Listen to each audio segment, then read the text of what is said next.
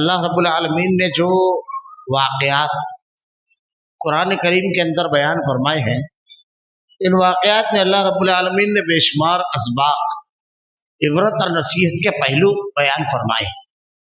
یہ واقعہ اگر ہم ایک واقعہ تدبر سے غور و فکر کر کے پڑھیں تو اس واقعے کے بے شمار اصول اور ضابطے ہماری زندگی کو کامیاب کر دیں گے۔ آپ دیکھیے حضرت نوح علیہ السلام کا واقعہ اللہ نے قرآن کریم کے اندر بیان فرمایا، اس میں کتنے اسباق ہیں۔ سب سے پہلی چیز، حضرت نوح علیہ السلام نے 950 سال تک کے اپنی قوم کے لوگوں کے اصلاح کے لیے دعوت و تبلیغ کی کوشش کی، محنت کی، 950 سال، اور ان کا اپنا بیٹا اور ان کی اپنی بیوی ایمان نہیں لائے۔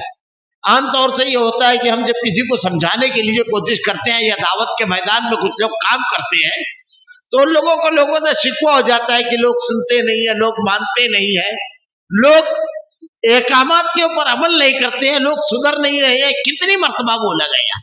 لیکن حضرت نوح علیہ السلام کے واقعے میں یہ سبق دیکھیے کہ آپ 950 سال تک بولتے رہے، آپ نے کوئی شکوہ نہیں کیا۔ یہ نہیں کہ میرا بیٹا ہی نہیں سدھر رہا ہے، میری بیوی ہی نہیں بدل رہی ہے، یہ نہیں۔ دائی کا کام جو ہے وہ یہ ہے کہ دعوت کا کام، اللہ کا دین لوگوں تک پہنچائے۔ والدین کے اوپر بھی یہ ذمہ داری ہے کہ بار بار اپنے بیٹوں کو نصیحت کرتے رہے، بیٹوں کو نصیحت کرتے رہے، بیٹیوں کو اور بیوی کو نصیحت کرتے رہے۔ سدھرنا نہ سدھرنا، ہدایت دینا اللہ کے ہاتھ میں، یہ ہمارے ہاتھ میں نہیں ہے، ہمارے ہاتھ میں صرف پہنچا دینا ہے۔ حضرت نوح علیہ السلام نے 950 سال تک یہ ذمہ داری ادا کی۔ یہاں پر ایک جملہ اگر اور کہے تو یہ کہ آدمی اپنی ذمہ داری سے بھاگتا ہے، دوسروں کا شکوہ کر کے، دوسروں کو اوپر الزام ڈال کر کے کہ فلاں آدمی کو میں اتنی مرتبہ سمجھایا، لوگوں کو اتنا مرتبہ بتایا، اپنے بچوں کو اتنا سمجھایا، لیکن وہ نہیں مان رہے۔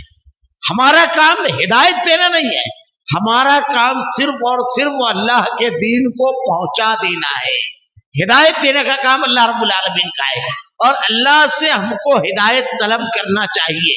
اللہ کے نبی صلی اللہ علیہ وسلم اپنے چچا حضرت ابو طالب کو ہدایت نہیں دے سکے، تو دائی کو صرف دعا کرنا چاہیے، دعوت کا کام پہنچانا چاہیے۔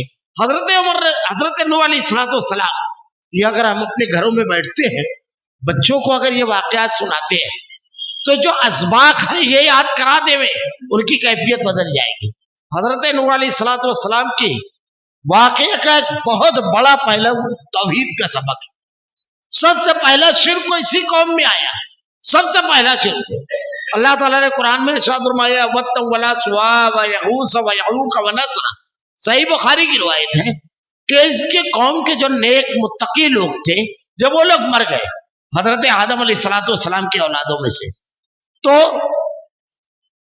مرنے کے بعد اب شیطان ان لوگوں کے پاس آیا، ارے تمہارے یہ بزرگ جو تھے کہ کیسی عبادت، کیسی ریاضت، کیسا ان کو زہد و تقوی، کیسا اس کا ایمان، بھول جاؤ گے؟ ان کے تذکرے کیا کرو۔ تو یہ بیٹھ کر کے ان کا تذکرہ کیا کرتے تھے۔ پھر اس کے بعد شیطان کچھ دن بعد اور آیا، ارے ان کی کچھ یادگاریں ہونا چاہیے، ورنہ تم تو دیکھے ہو، تمہاری اگلی نسلیں کیا جانے گی۔ یادگاریں بنائی۔ اس کے بعد کہا تم نے ان کو ساتھ صحبتوں میں بیٹھے ہو، ان لوگوں کو دیکھے ہو، ان سے فائدہ حاصل کیا ہو، ان کی تصویریں وغیرہ بنا کر رکھ لو تو ان کی یاد تازہ تمہاری اولاد میں ہو جائے گی۔ ان لوگوں نے ان کی تصویریں بنائی، پھر بت بنائے، اور اس کے بعد یہ عقیدہ بنایا شیطان نے یہ اللہ کے اتنے برگزیدہ اور نیک بندے تھے۔ صحیح بخاری کی روایت بیان کر رہا ہوں، قرآن میں بھی اللہ نے تذکرہ کیا ہے، اتنے نیک بندے تھے، اللہ سے اگر کچھ مانگنا ہے تو ان کے وسیلے سے مانگو، ان کے صدقے اور طفیل میں مانگو۔ یہ سب سے پہلے شیطان نے ان لوگوں کے دماغ میں ڈالا، اور حضرت نوح علیہ السلام کی جو نسل، جو قوم تھی، ان کے اندر شرک آیا۔ شیطان نے ہمیشہ عقیدت، غلو پیدا کرنے کے بعد لوگوں کو گمراہ کیا۔ آپ پڑھ جائیے پوری تاریخ۔ حضرت عزیر علیہ السلام 100 سال اللہ تعالیٰ نے مارنے کے بعد زندہ کیا، मोजज़ा है ये। हजरत ईसा अलैहिस्सलाम बगैर बाप के पैदा हुए। अल्लाह ताला कुरान में कहता है वकालत यहूद उज़ैर इब्नुल्लाह वकालत नसारा मसीहुल्लाह। उज़ैर के बारे में यहूदियों ने कहा ये अल्लाह के बेटे हैं, ईसाइयों ने हजरत ईसा अलैहिस्सलाम के बारे में कहा ये अल्लाह के बेटे हैं। हजरत ईसा को जो मुअज्जज़ा दिया गया था, आप परिंदा बनाते और उसको कहते कुम बेइज़्निल्लाह, मिट्टी का तैरम बेइज़्नी, वो अल्लाह के हुक्म से उड़ जाता। आप मुर्दे को कहते कुम बेइज़्निल्लाह, वो उड़ जाता अल्लाह के हुक्म से। तो ये मुअज्जिज़ात जब देखा लोगों ने, तो लोग जब किसी की नेकी, किसी की तकवा, किसी की परहेजगारी और बड़ाई देखते हैं तो मुतासिर होकर के रब की जगह दे देते हैं।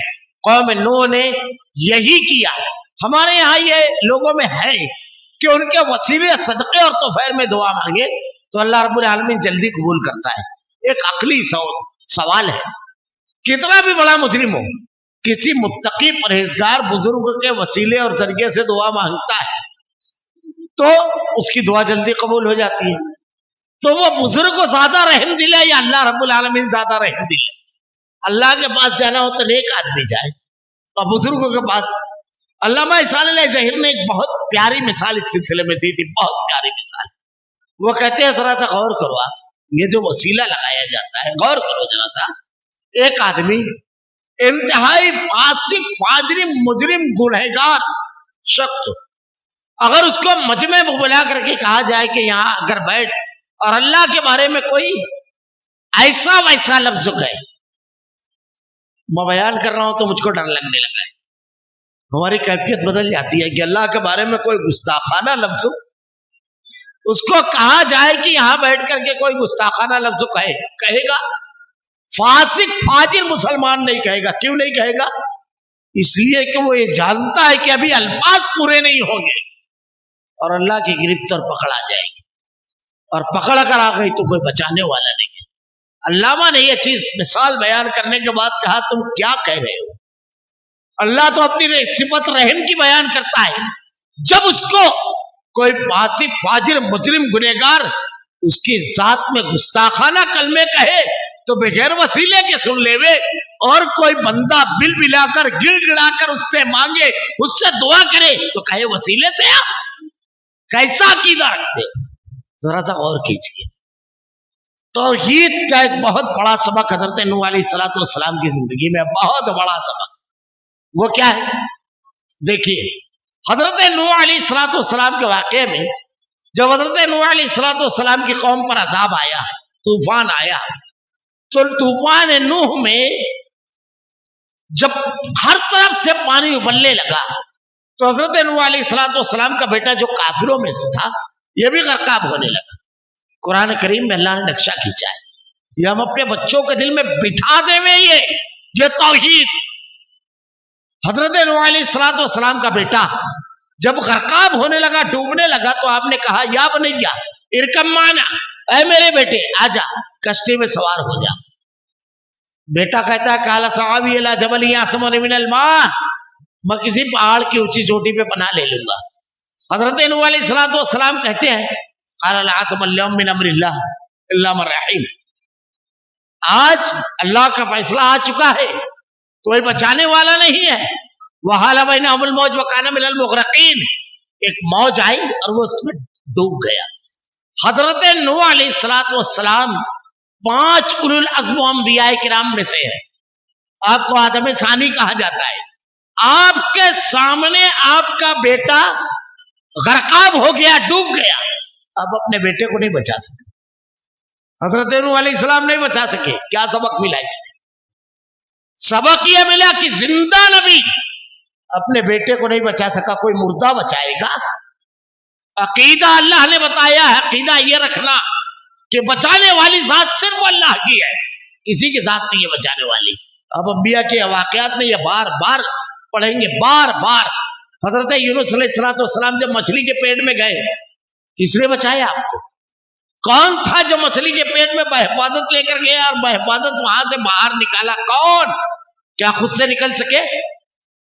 नबी के वाक़े में ये सब चीजें इसलिए बयान की गई है कि नबी से कम दर्जा होता है उनके मानने वाले सहाबा का, और उनसे कम दर्जा होता है औलिया का। तुम किसी के बारे में अकीदा ना खराब करना।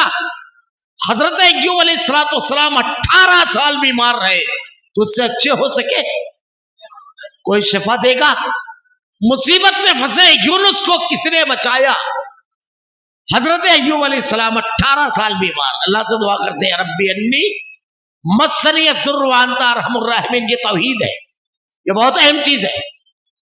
बच्चों को बचपन से ये चीज खोट करके पिलाई जाए।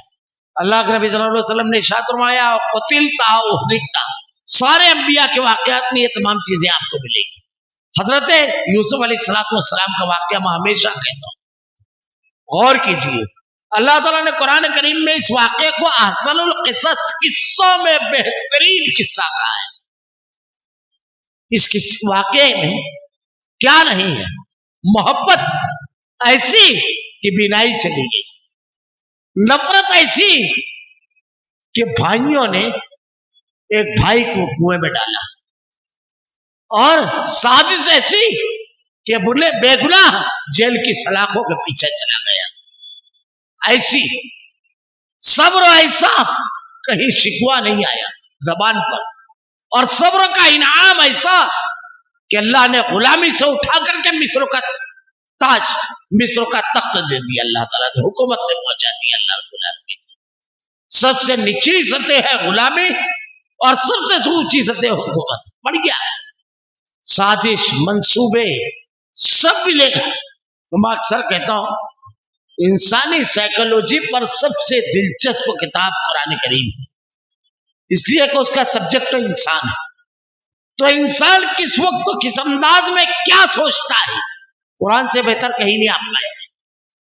अल्लाह रब्बुल आलमीन ने इस वाक़े के अंदर हर मकाम पर हर पहलू को पेश किया। एक एक चीज पढ़ने से ताल्लुक रखती है, तदब्बर करने से। इसमें सिर्फ एक पहलू में तौहीद का बयान करके अपनी बात समेट दूंगा। हज़रत यूसुफ अलैहिस्सलाम के बारे में अल्लाह के नबी ने कहा सबसे आला नसब हजरत यूसुफ अलैहिस्सलाम का। अगर कोई नसब पर कि मेरा ऐसा नसब ये कहे तो किसका है? हजरत यूसुफ अलैहिस्सलाम का। गौर कीजिए, आप खुद नबी, आपके वालिद हजरत याकूब नबी, आपके दादा हजरत इसहाक नबी, आपके परदादा हजरत इब्राहिम अलैहिस्सलाम नबी, खुद नबी, बाप नबी, दादा नबी, परदादा नबी, पूरा खानदान नबूवत का। लेकिन वाकया पड़ गया, हजरत यूसुफ अलैहिस्सलाम को भाइयों ने कुएं में डाल दिया। कोई बचाने आया? खुद से बच सके? हमारे यहाँ लोग कहानियां सुनाते हैं, फला पहुंच गया बचाने, फला पहुंच गया बचाने।